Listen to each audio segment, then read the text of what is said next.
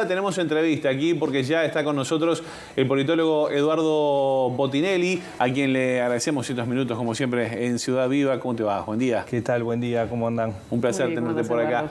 Decíamos hace un rato, Uruguay vive en campaña electoral y de alguna manera algunos sectores ya han apurado un poco la ronda de nombres, la danza de nombres que se empieza a ver de cara a lo que serán las próximas elecciones. Sin ir más lejos, el otro día el semanario Búsqueda publicaba que Álvaro Delgado del Partido Nacional anunció que iba a competir en la interna. ¿Cómo se está valorando ese panorama ya?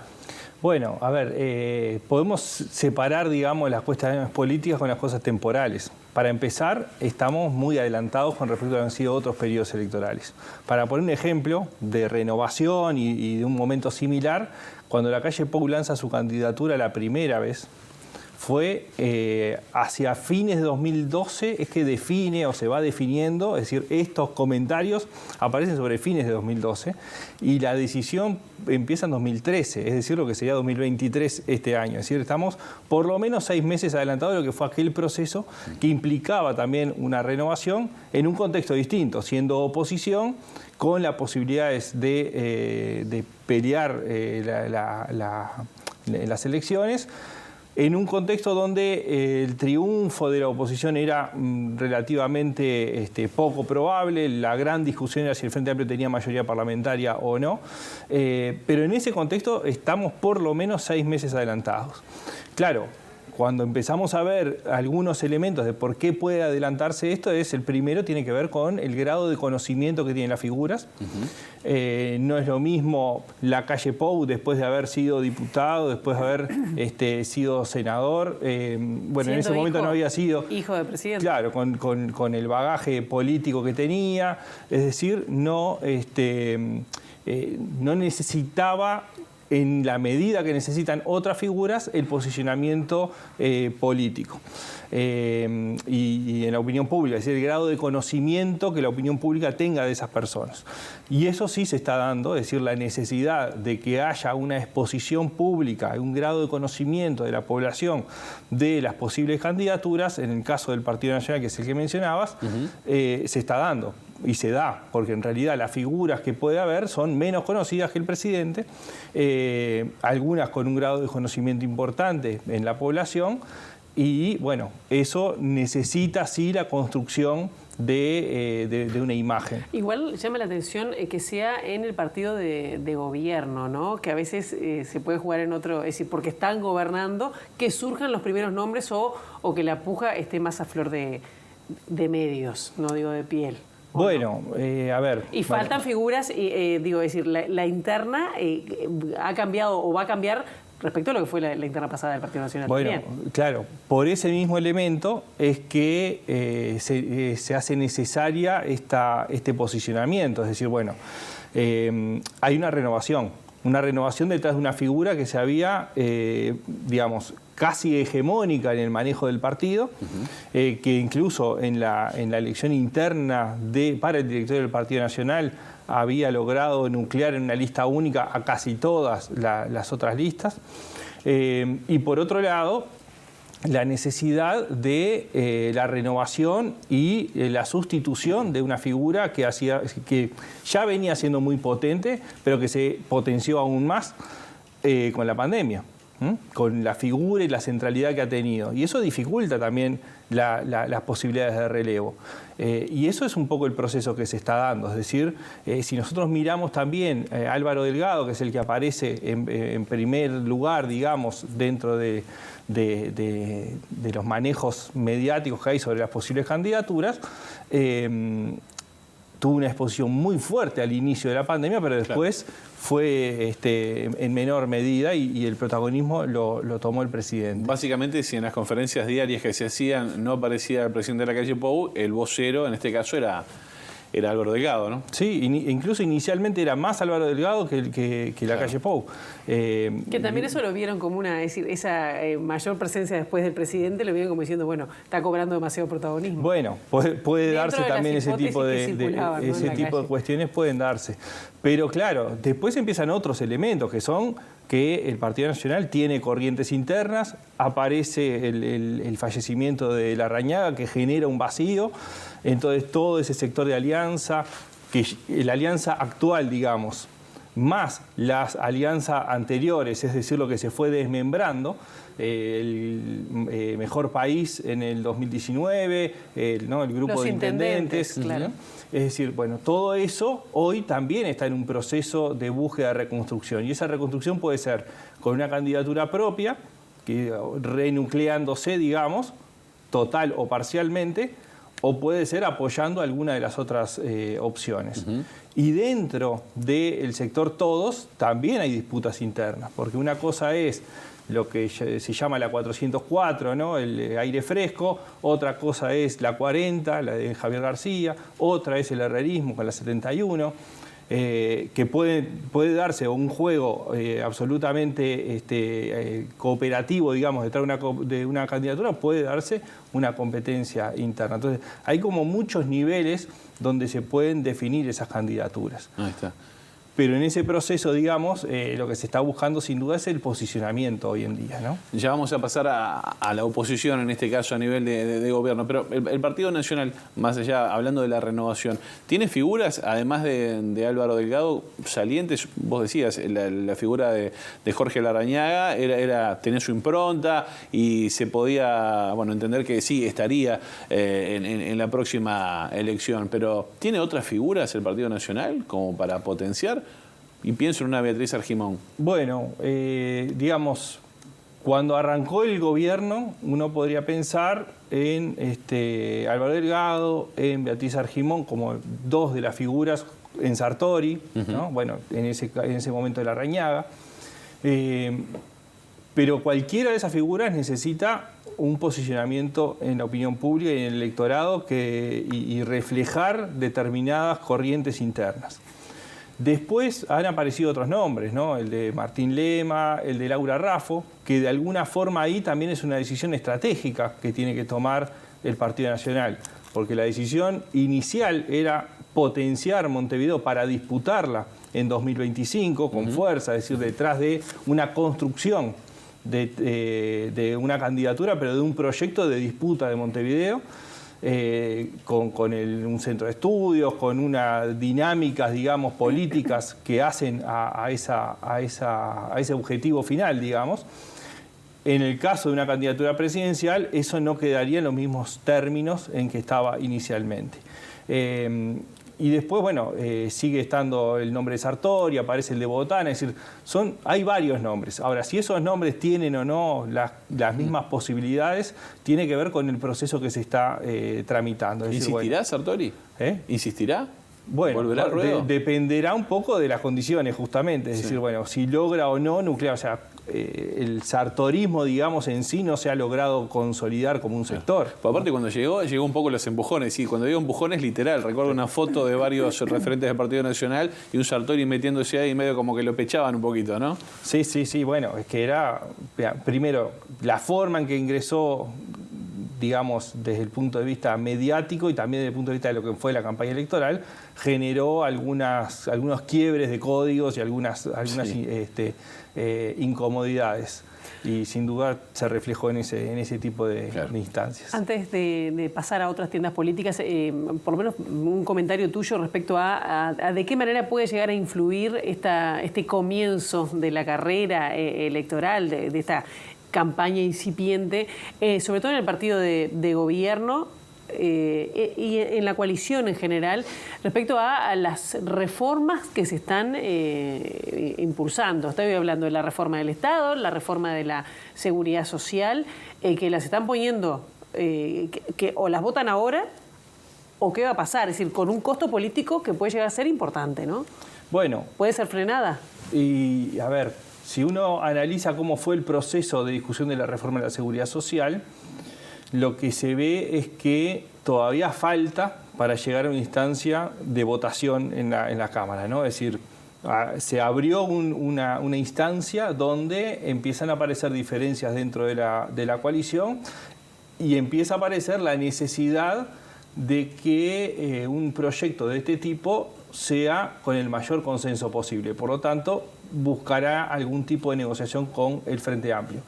Si no se busca y es aprobado solo por la coalición, bueno, estaríamos en un contexto donde legalmente es totalmente viable. No sé si toda la coalición estaría votando un proyecto en esa forma, es decir, votando solamente con los votos de la coalición, porque, claro, por un lado creo que se está jugando en dos líneas, digamos. Por un lado, el Frente Amplio queriendo que la coalición pague los costos y por otro lado, desde la coalición diciendo si el Frente no vota va a pagar los costos también, ¿no? Entonces creo que están como mirándose quién paga los costos y esto seguramente la discusión va a ser el año que viene. Entonces, si estamos adelantados en lo que son las candidaturas y atrasados en un proyecto de este tipo, si en el primer semestre del año que viene no se resuelve, es muy difícil que esto siga porque ya entra en el medio de la campaña electoral. Un proyecto que es complejo, primero, en sí mismo, porque es complejo en sí mismo, pero además que despierta una serie de miedos, de temores, de perjuicios. Te alargan la edad claro, que puedas jubilarte, ya solo eso no es simpático. No, claro, entonces, por más que sea a largo plazo, bueno, después en la campaña las cosas se simplifican. Entonces, es esto, alargan los plazos. Bueno, en realidad estamos hablando de si hay que explicarlo en una campaña electoral, ¿no? Eso se pierde. Si el resumen es aumentaron la edad de jubilación, bueno, ya es otra cosa. Entonces, en esa negociación va a depender mucho el tema de los costos y los tiempos, ¿no? Es decir, yo creo que los tiempos van a ser un poco más largos de lo que se esperaba, porque la idea era que saliera casi inmediatamente, ¿no? Digamos, en los trámites normales, pero aparentemente esto empieza recién ahora con una discusión primero adentro de la coalición, que tiene que ver también con la forma en que se ha procedido, digamos. Es decir, yo el otro día en el informativo decía, bueno, es como una especie de reloj de arena, ¿no? Es decir, se agarró con una comisión de expertos amplia, diversa, se achicó hacia el medio donde quedó presidencia y el asesoramiento del doctor Saldain, y ahora se abre de nuevo la discusión y ya se anunció que va a haber consultas a distintos colectivos. Entonces, ese proceso lo que hace es alargarlo, porque empiezan primero la discusión adentro de la coalición, el Frente Amplio con su posicionamiento de no emitir juicio, digamos, por lo menos oficialmente, se va a tramitar parlamentariamente o legislativamente, con la discusión con distintos colectivos. Y todo eso va a alargar los plazos. Claro, a la coalición lo que más le serviría ahora es que toda esta discusión se saldara rápidamente para pasar a lo siguiente. A propósito de la coalición, el diputado Luz de Cabildo Abierto, si no me equivoco, fue aquí en Lado B hace algunos días, habló de cuál es la estructura de la coalición, de todo este debate que se está dando a nivel parlamentario y que de alguna manera dejó entrever que se podría resquebrajar. ¿Qué pasa con la coalición de acá a futuro? ¿Va a depender de estas discusiones parlamentarias? Bueno. ¿O cada cual se corta por su lado? Yo creo que hay dos cosas distintas. Una es la necesidad propia de los partidos de la coalición de diferenciarse y que próximo a las elecciones se separen, es decir, que la coalición se disuelva como tal, salvo que fuera con un lema único, digamos, ¿no? Salvo que se transformara, que no es lo que está planteado arriba de la mesa. Y en ese contexto es lo esperable. Es decir, una coalición funciona hasta que hay un periodo electoral donde se desarma y cada uno va por su cuenta a las elecciones buscando diferenciarse, porque si es todo lo mismo, en realidad no tiene sentido tampoco las distintas posturas. Y además, electoralmente le rinde mejor a la coalición ir por separado que ir todo junto. Lo otro es si hubiese algún hecho o algunos hechos acumulados que generaran una ruptura de la coalición que no sea por temas electorales, sino por temas políticos. Eso hoy por lo menos no está puesto arriba de la mesa, ¿no? O por lo menos no seriamente. Pero sí hay varios episodios que muestran que dentro de la coalición hay diferencias esperables, naturales, diría, incluso por la propia conformación de la coalición, que va llevando discusiones, va llevando algunos desgastes e incluso empiezan a suceder otro tipo de reacciones de la necesidad de cuidar la coalición, ¿no? O cuidar a los actores de la coalición desde el propio oficialismo. Barrer para adentro. Claro, ¿no? Y eso creo que es un elemento que es importante porque de alguna forma está mostrando que efectivamente está habiendo algún tipo de desgaste o algún descontento interno, que es propio del ejercicio. Quizás, siguiendo lo de Josema, el que más ha mostrado como su perfil ha sido Cabildo Abierto, ¿no? Claro. Donde en principio no se avisora discusión de quién va a encabezar candidaturas si las hay, ¿no? En el caso de Guido Manini. No. Digamos, si nosotros miramos ha sido como el más díscolo, ¿no? Claro. Sí. Y siempre ha marcado su postura, de alguna manera, desmarcándose de alguna política de gobierno, por ejemplo. Sí. Bueno, la otra vez hablábamos cómo Cabildo Abierto queda en el medio de las discusiones, ¿no? Es decir, porque por momentos queda totalmente enfrentado al Frente Amplio y por momentos queda un poco más cercano, según de qué tema se esté hablando. Por momentos queda más pegado a la coalición, por otros momentos es el que presenta las disconformidades o su propio posicionamiento. El tema es que en el fondo hay diferencias ideológicas fuertes, es decir, sobre el mercado o el Estado, sobre el rol de las empresas públicas, es decir, en muchos temas, sobre la familia, la agenda de derechos, es decir, hay toda una serie de elementos donde Cabildo tiene una agenda de la que no se mueve, o principios ideológicos de los que no se mueve, y que generan diferencias internas en la coalición. Ahora, ¿y qué pasa con el Partido Colorado, por ejemplo? Porque, bueno, Talvi se alejó de la política, seguramente no lo vamos a ver en la contienda electoral próxima.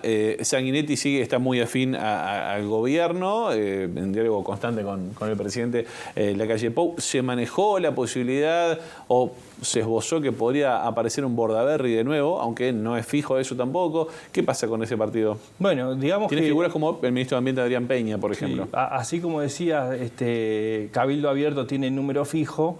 Bueno, en el Partido Nacional, en el Frente Amplio hay algunos nombres que están dando vuelta. En el Partido Colorado es el que está más inestable desde ese punto de vista. Es el más claro, oficialista, digamos. Es decir, dentro de la coalición el que se ha pegado más a la presidencia, digamos, en la mayoría de los temas. Ciudadanos ha sido un poco más, que ha roto un poco más en algunas acuerdos o planteos más bien. Pero en ese escenario es el que tiene más incierto, digamos. Una posibilidad es la llegada de Bordaberry y eso de alguna forma unificaría mucho. Es un caso opuesto al que hablábamos al arranque cuando decíamos el adelanto de los tiempos. Así como Delgado, Raffo, Argimón necesitan tiempo para posicionar su candidatura, Bordaberry lo puede hacer 2 meses antes sin ningún problema. Es decir, llega, se presenta, ya saben quién ya es. Él se conoce, es conocido, fue ministro, senador, candidato 2 veces. Es decir, tiene un posicionamiento donde es muy rápido su lugar, digamos. Ahora, ¿llega como Pedro o como Bordaberry? Bueno, seguramente como las dos cosas, sí. ¿no? Pedro o Bordaberry. Sí, para algún sector. Pero después aparecen otros nombres. O sea, en el caso de que Bordaberry no sea candidato, bueno, ahí hay un abanico un poco más amplio. Adrián Peña, incluso no es descartable que haya una interna, aunque Bordaberry llegue, digamos, o se presente. Y está Adrián Peña, está el nombre de Robert Silva, está el nombre de Tabaré Viera, es decir, bueno, hay, pero son nombres que para una disputa en la candidatura presidencial necesitan mucho trabajo, sin dudas, de posicionamiento. ¿Y qué pasa en el Frente Amplio? Que hay nombres más claros, sin una supremacía de uno en especial. ¿Cómo ves el escenario en el Frente como está planteado hoy? Bueno, claramente hay algo, o sea, inicialmente un escenario similar al 2019, digamos. 4 candidaturas, 3 de las cuales son las mismas que ya estuvieron, ¿no? Vergara, Andrade, Cose y aparecería Orsi. Esos serían los 4 nombres. El tema es si, por los acuerdos que existen, hoy Andrade no iría como candidatura y estaría apoyando a Cose. Esto tiene que ver un poco con cómo son los procesos. Es decir, en esto que decía, como se ve en otros lados, bueno, si los procesos de alianzas que se han dado, tanto o fundamentalmente en el caso de la Intendencia de Montevideo, o sea, o la candidatura de la Intendencia de Montevideo, como parlamentarias, ¿no? O el armado de las listas, bueno, si eso se refleja o se mantiene en el tiempo, va a haber un escenario probablemente con 3, ¿no? También está la posibilidad de que el escenario termine siendo de 2, ¿no? Es decir, que termine siendo una polarización y la tercera candidatura no tenga lugar.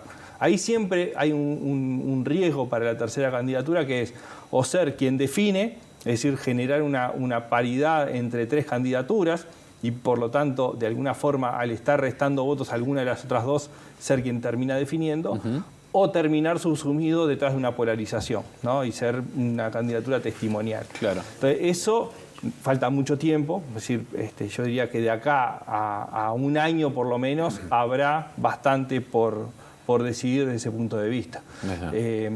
Pero bueno, después también está, ¿no? Es decir, bueno, Orsi no tiene reelección, Cose tiene la posibilidad de reelección en Montevideo, se habló de Andrade como candidato a la Intendencia de Canelones, es decir, hay como una serie de elementos ahí que entran en juego y que pueden cambiar un poco la oferta electoral. Hay varios factores allí para analizar, ¿no? Además, por la experiencia y el métier de cada uno de ellos. Hoy en día, lo que se está hablando y tomando más fuerza en los comentarios es una dupla Cose-Orsi, Orsi-Cose. Sí, es que es uno de los escenarios más probables. El tema ahí, en línea, digamos, con lo que hablaba de las alianzas. Por un lado está el MPP y algunas posibles alianzas con Orsi, por otro lado está el grupo de Carolina Cose con el Partido Comunista, el Partido Socialista.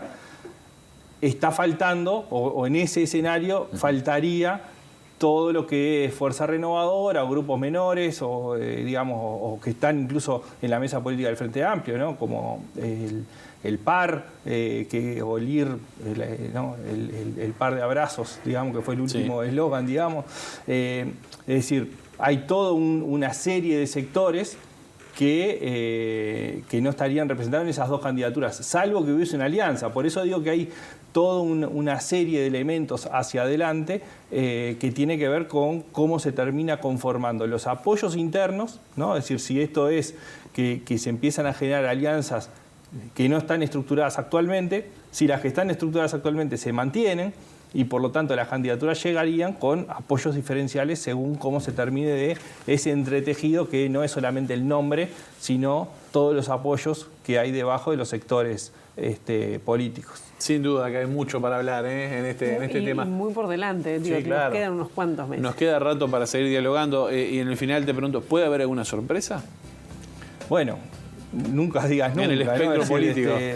Hemos tenido varias sorpresas en el último tiempo, ¿no? Es decir, de apariciones de figuras desconocidas hasta resultados. Es decir, ¿no? Bueno, figuras consolidadas que terminan perdiendo, ¿no? Lo tenemos en el caso de Larrañaga a la calle Pou en 2014, el caso de Talvi con Sanguinetti en 2019. Es decir, falta mucho en realidad. Parece que por los tiempos o por la dinámica que está adquiriendo, parece que la sección fuera el año que viene, pero faltan 2 años. ¿No? Es decir, para las internas faltan un poco menos de 2, pero para las otras faltan más de 2 años. Eduardo Botinelli, un placer como siempre charlar contigo. Por favor, gracias a ustedes. Muy bien.